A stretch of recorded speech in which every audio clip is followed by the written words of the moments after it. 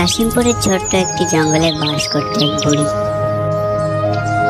অনেক বছর আগে এক মেলাতে বুড়ির স্বামী সন্তান হারিয়ে যায়। বুড়ি একাই জীবনযাপন করে। তবে বুড়ির কিছু পশু পাখি ছিল। তাদেরকে লালন পালন করেই বুড়ির সময় সংসার চলে যেত। বুড়ির থাকার ঘর থেকে একটু সামনেই ছিল তার হাঁস মুরগির একটি খামার ঘর।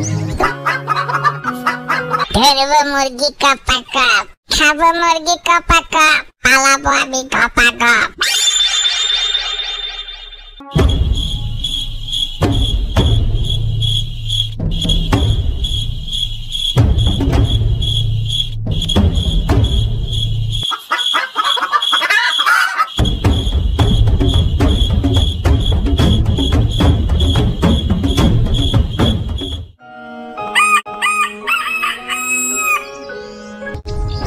শিয়ালের এই মুরগি নেওয়াতে বুড়ির প্রতিদিন সকালে সেই মন খারাপ হয়ে যেত।